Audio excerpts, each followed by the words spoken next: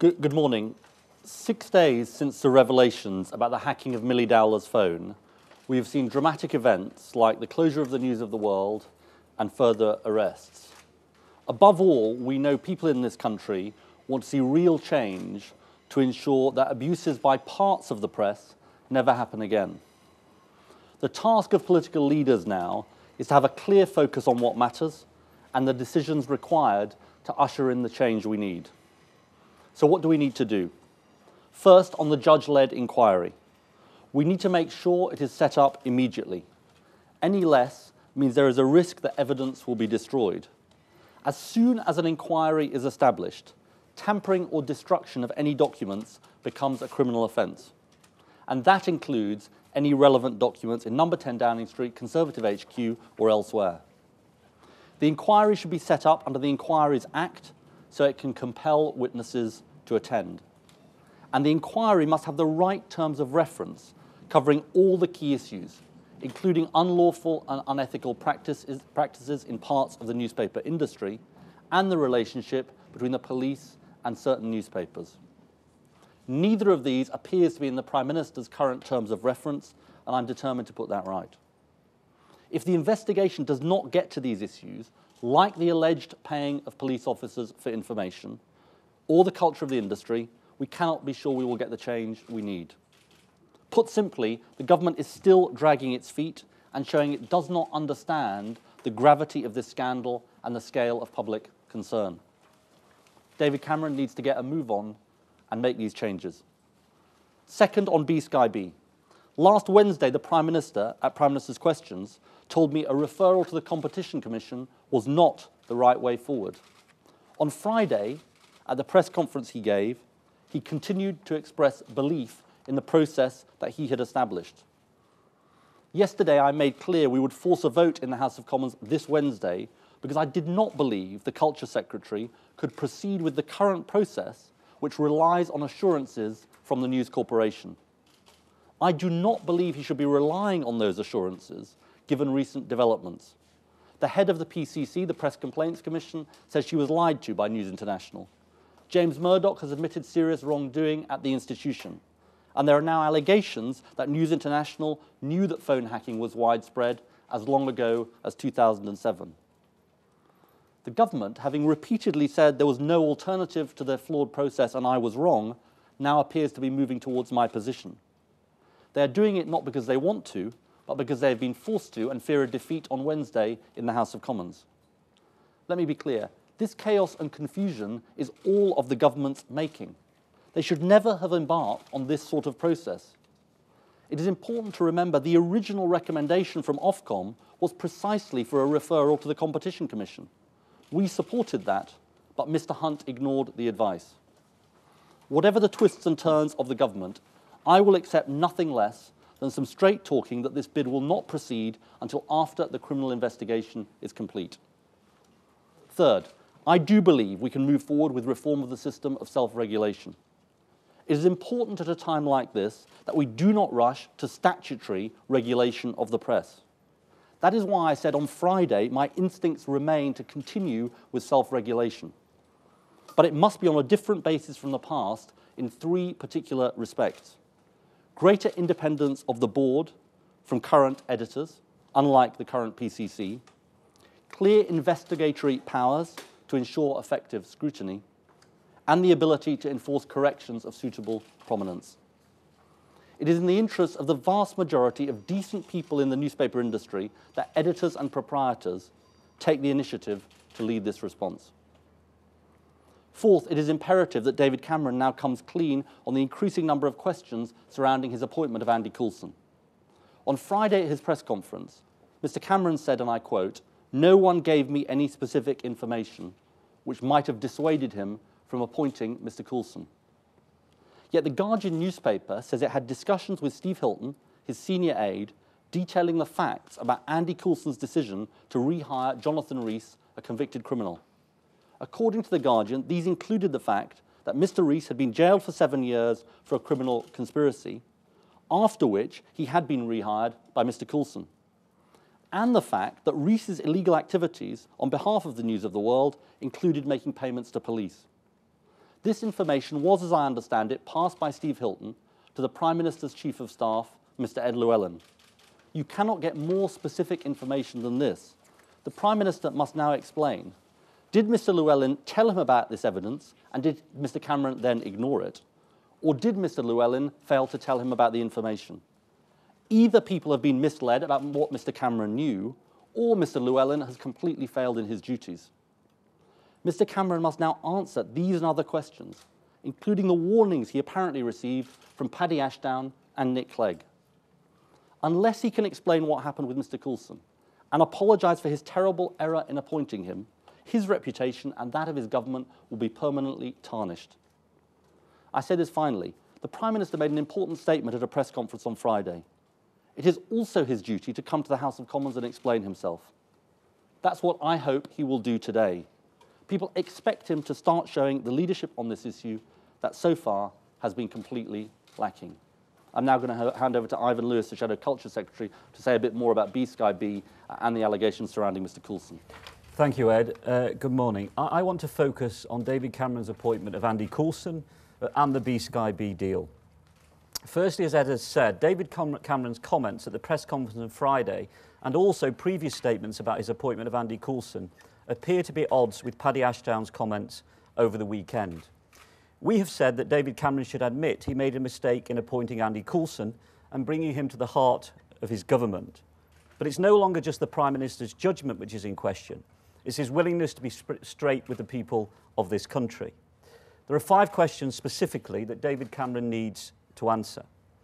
Who in Downing Street was warned of serious allegations against Coulson beyond the Mulcair case over which he had previously resigned? And were these allegations passed on to David Cameron?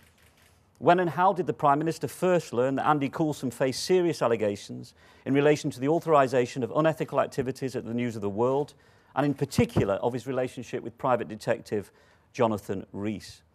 Did the Prime Minister or his aides discuss any allegations against Andy Coulson or with senior executives at News Corporation or its subsidiaries? Did the Prime Minister discuss any allegations against Andy Coulson with Downing Street advisers or senior members of the civil service? Will the Prime Minister commit to ensuring that all records across government, including emails that are communications from, to or about Andy Coulson, are retained and can be examined by the inquiry? And today I'm writing to the Cabinet Secretary with specific concerns about the vetting process by which Andy Coulson was brought into the heart of government. Secondly, I want to turn to B-Sky B. As Ed has said, from the beginning, we've expressed serious concern about the impartiality and transparency of the process. We've done so in a particular context: deep unease and growing public mistrust in the impartiality and transparency of that process. Since Vince Cable referred this deal to Ofcom last November, there have been a series of events which have rung, frankly, alarm bells. Following Vince Cable's removal from responsibility for this issue in December for reasons that people well know, David Cameron appointed Jeremy Hunt in his place. The Prime Minister ignored widespread concern about Mr. Hunt's impartiality because he had in the past, Jeremy Hunt stated he could no longer see no problem with the acquisition. Days later, Mr. Cameron joined James Murdoch for dinner at the home of Rebecca Brooks.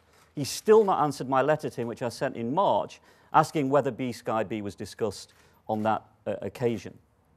In January, Jeremy Hunt decided not to follow Ofcom's advice that he should refer the deal to the Competition Commission, a point that Ed has already made. Instead, he gave News Corp more time to come forward with undertakings which would deal with Ofcom's concerns. After further negotiating involving Ofcom and the Office of Fair Trading, he announced in March that he was minded to accept News Corp's undertakings and approve this acquisition. This was despite receiving thousands of public objections.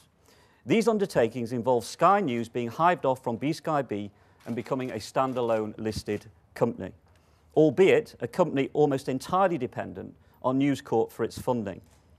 A further consultation then took place, followed by further negotiations between News Corp, Ofcom and OFT. Last month, Mr. Hunt confirmed he was satisfied with News Corp's undertakings and intended to give the green light to the acquisition, subject to a legally required final 7-day consultation, which ended on the 8th of July. As people here will be aware, late last week the DCMS told journalists that Mr Hunt wouldn't be able to reach a decision for months while he considered thousands of objections. On Friday, David Cameron said at the press conference the government couldn't change its position because it was bound by legal constraints. Now, as everybody's aware here today, in response to the motion that we intend to put to the House on Wednesday, Jeremy Hunt has today written to Ofcom and OFT, it appears, seeking further advice. We need to be clear about the test that we will now apply. Any decision Mr Hunt makes, or any regulator, including the Competition Commission, has to be put on hold until the conclusion of the police investigation. We believe that the scale and nature of recent allegations, which have caused so much public anger, mean Mr Hunt both has the legal right and a public duty to suspend any decision until the police have concluded their work. Thank you. Okay, Ivan, thank you very much. I'm going to take some questions. James, you've got a microphone. That's mine. You brought your own. James Landell, BBC. A couple of quick questions. Sure. First of all, Mr Lewis, you spoke of the questions about Mr Cameron's willingness to be straight with the people of this country about the appointment of Mr Coulson. And Mr Miliband, you asked the question about whether people have been misled about what Mr Cameron knew, specifically referring to his statement last week that no one gave me any specific information. Can I just be clear? Are you accusing the Prime Minister of lying about what he was told about Andy Coulson? And secondly, before this whole row blew up, what assurances did Labour give News International about not raising the B-Sky-B bid in Parliament? Okay, let me deal with both of those questions. On the first question, James, what I'm saying is that the Prime Minister has a whole series of unanswered questions on this issue. And the most important of those, in my view, is this question about the specific information that was passed to him by the Guardian newspaper or passed to his staff. Now, we don't yet know fully from Downing Street the chain of events, but we do know that there is an admission that Mr Hilton, his senior aide, talked to Ian Katz of The Guardian about the specific allegations about Mr Jonathan Rees, that he was a convicted criminal, that the Guardian had evidence that he was facilitating the payment of police on behalf of news organisations, and that he also happened to be on trial for a further offence. But now, as I also understand it, Mr Hilton passed that to Mr Llewellyn. Now, these were very serious allegations and very serious evidence that was being presented by the Guardian newspaper. Mr Cameron said in his press conference on Friday, I believe in answer to a question from Nick Robinson, I had no specific information. But he did have specific information, or at least his chief of staff had specific information. He needs to now explain, because I cannot explain the version of events that Mr Cameron has so far put forward. So my point is, are you saying that he lied at that news conference? What I'm saying is that his account of events doesn't add up. Now, I'm not going to throw around allegations. What I'm going to say is the Prime Minister must explain his position, because, frankly, his current explanation doesn't add up. Now, on your second question about about B-Sky-B. Look, let me be clear about this. We've always said in relation to B-Sky-B, it was a matter for the Competition Commission. And that continued to be our position. And indeed, that's what I said to the Prime Minister on Wednesday of last week at Prime Minister's Questions. There should be a referral to the Competition Commission.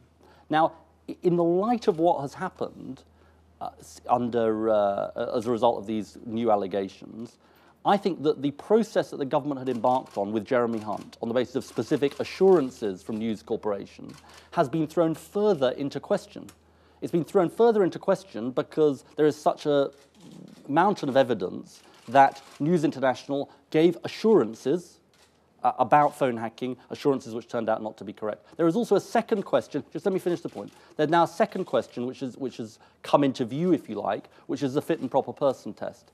Because the culture and practices at News International, following the revelations last week, now look to be so widespread and so systemic that I think there is an important question. And look, this ends up in a simple place. And the simple place is this, that I won't rest until we ensure that this deal cannot go ahead until after criminal investigations are complete. But Can you specifically assure me that at no point has Labour given any assurance to News International that you would not raise the issue of the B-Sky-B bid in Ivan Parliament? has repeatedly raised it on the floor of the House. I've constantly interrogated the process and the Secretary of State about the lack of transparency. Hang on, let me answer the question, Ivan. I mean, Ivan's raised it on the floor of the House a lot, so I certainly gave them no assurances about that. Next question, Glenn. Thank you very much. Glenn O'Glass of Sky News. When you say you want David Cameron to come to the House, are you proposing to table some sort of urgent question and try to compel him to come? And can I ask you on Labour's record on all this? You had 2 reports from the Information Commissioner when you were in government. In 2003, the DCMS Select Committee called for an investigation into payments from journalists to police. And we understand from Ben Bradshaw that the Cabinet discussed a possible public inquiry before the last election. Why did you not do something about this when you were in government? Because there is a general consensus that actually a lot of this needed to be sorted out years ago. Well, let me deal with those 2 issues. First of all, I think that the last Labour government should have acted more speedily on the Information Commissioner's report. And indeed, I think I've said that repeatedly over the last few months. I think you've got to look at the context of this, though, Glenn, which is that, you know, if a government looks like it is starting to sort of take on the press, in inverted commas, it is not without A, risks, and B, people will then say, well, is it because they've been targeting your ministers and so on? So I think there is a context to it. On the question of what was demanded before the last general election, my understanding is that the former Prime Minister, Mr. Brown, did think about a judge-led inquiry. I just found that out from a colleague this morning, and I think that needs to be further pursued as to why that didn't transpire. And just on the B-Sky-B deal, if I may, you're saying that Jeremy Hunt has the legal right, was the phrase you used, to delay this until after any criminal investigations. That's not, though, the opinion apparently of the government, which seems to think this is a huge legal minefield and that actually it's not the government's place to interfere in a business deal of this sort. Well, clearly this morning the Secretary of State has changed his position. We heard last week that he couldn't say anything until he said he couldn't say anything until September because he had to consider thousands of representations he'd received. The Prime Minister said at the press conference he was constrained by the quasi-judicial role that Mr. Hunt has, but today we've seen action in response to the fact we're proposing this motion on Wednesday. It needs to be clear about what has changed. I mean, what has changed, as Ed Miliband said, is that Mr. Hunt has said the undertakings he has received from News Corp, he has taken, quote, on good faith, both undertakings in terms of the independence of Sky News and undertakings in terms of their response to allegations about phone hacking. He has used the term good faith. The second thing that has changed is that last week, at the end of last week, the Chief Executive of Ofcom wrote to John Whittingdale, the Chairman of the Select Committee, and said that whilst we at this stage cannot begin a fit and proper person test, we are actively and closely following the police investigation, and we have written to all of the investigating authorities, making them clear that Ofcom has an interest in this. So those are the 2 things that have radically changed over the last few days, which we believe very clearly enable Mr. Hunt to make a very clear decision that this cannot proceed until the police inquiries are concluded. I realise I didn't answer your other question, Glenn. I think under parliamentary protocol, I'm supposed to say that I am pursuing the normal course of events to try and make the Prime Minister come to the House of Commons. George Parker. George Parker, Financial Times. You've talked a lot about News Corp's bid for total control of B-Sky-B. But the fact is that they already have a controlling interest, or more or less controlling interest, of 39% in the company. Do you think the regulators should be looking at the question of whether they should be holding that stake as well, not just looking at the future bid for full control, but whether they're fit and proper to actually hold that stake in the company at the moment? Look, I think that is ultimately a decision for the regulators, George. I think that there is a whole scale of practices that we've seen at News International that has clearly caused a lot of concern to the regulator, given Ed Richards' letter on Friday, the chief executive of Ofcom, and I'm sure that is something that they will be wanting to look at. But in the end, that is a matter for them, and that is a judgment that they've got to make. Yes.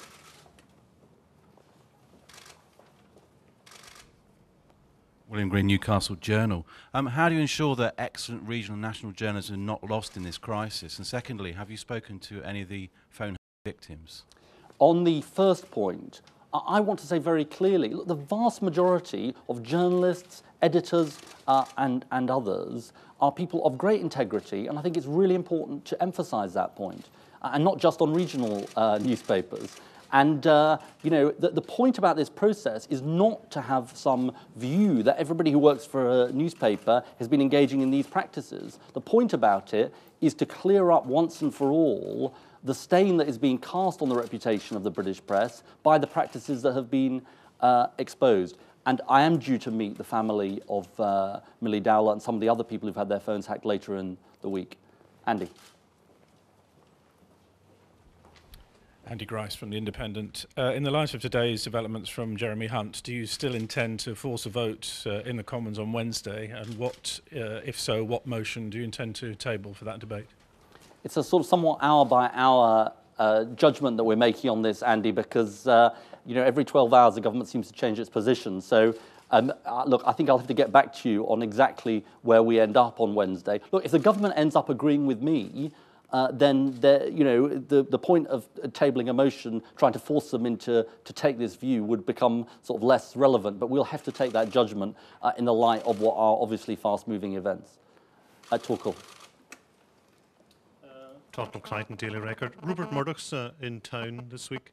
Do you think he should take time to apologise to the Dowler family? Well, the first thing I would say to Mr. Murdoch is drop the bid for B-Sky B. That is the most important thing he should do. He should recognise that the cloud of allegations swirling around News International make it completely untenable for this bid to go ahead. And I think he must recognise that. The second thing he should do is he should make people at News International who are responsible for what happened, in the sense that it happened on their watch, like Rebecca Brooks, take responsibility and resign. And I cannot believe that even now David Cameron seems to have changed his position on Rebecca Brooks. And it took him some time to do that. Rupert Murdoch must understand that he needs to do that. And thirdly, of course, he should apologise to the families whose phones were hacked. And indeed, Millie Dowler's family and all the other innocent victims of this, of what happened. Michael.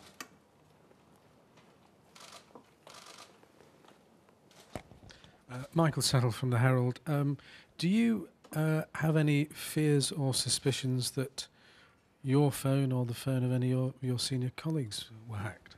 I'm always careful not to leave voicemail messages. I think probably all of us are in that category since this process began. Look, I have no evidence for that, Michael, and I haven't been contacted by the police. So, we'll see what happens, but nobody's contacted me about that. Anybody else? Yes. Yeah. This weekend, there was a fantastic... Sorry. Oh, sorry. This weekend, the fantastic Durham Miners Gala was attended by 130,000 ordinary working people, including thousands of Labour Party members. You originally agreed to speak, but then pulled out. It would have been a fantastic opportunity to distance yourself from David Cameron's Chipping Norton set of millionaires and power brokers. Did you pull out because you were frightened of the now discredited Murdoch press? Labelling you, for example, as Red Ed? No, the reason I didn't go to the Durham Miners Gala was quite simple, which is that I didn't want to speak on a platform with Bob Crow. And the reason for that is that Bob Crow is not a supporter of the Labour Party, and he doesn't support the kind of trade unionism that I think will take this country forward. And that's the reason I didn't speak of that. From the Morning Star to the Daily Mail, Quentin. I just wondered why on earth you went to that Murdoch drinks party. And can you give us an idea, you two politicians, what it's like to be under the sweats from the Murdoch people? How do they lobby you, and when did they last lobby you over this deal? Let me deal with those in reverse order. On the second question, look, I said, I think, on television yesterday that we obviously have contacts with News International. They've obviously been quite upset by some of the things that I've said this week about Rebecca Brooks and other things. But that's their business. I think the sort of most important lesson for all politicians after this week is you have to be willing to speak out without fear or favour, and that's what I've tried to do. On the question of the party, Quentin, look, contacts with journalists, contacts with proprietors are not going to cease after this process. And it would be dishonest of me to pretend that it would, or that that would be the right thing to do. There are going to be contacts carrying on. I think the lesson we've all got to learn is that just like you need a press that is willing to speak out against politicians, despite personal relationships, so you need politicians who are willing to speak out against the press. Tim. Double whammy of Daily Mail. If Lord Ashcroft substantiates these allegations against Tom Baldwin, provides any evidence, will you dismiss him? Let me deal with that directly. We've spoken to the Times about those allegations. They confirm the view that Tom Baldwin was not in a position, nor did he, commission private investigators to illegally look into the affairs of Lord Ashcroft. And as far as I'm concerned, that's the end of the matter. Next question. Right, thank you very much. Sorry, one other quick thing. Just in the last few minutes, apparently... Your fourth question, James. Fourth question, forgive me. No, just in the last few minutes, apparently, the latest line is that the News of the World apparently paid a royal protection officer for information about the royal family. I just wondered if you had a reaction to that. Well, look, as these allegations and new evidence emerges hour by hour about what happened at News International, I think it casts a further cloud over that organisation, and it makes more and more untenable the bid for B-Sky B. And that's why I say very clearly to Mr. Murdoch, he should withdraw the bid, because I don't think it's conceivable in the current circumstances that it would command public consent for this bid to go ahead. Thank you very much, everyone.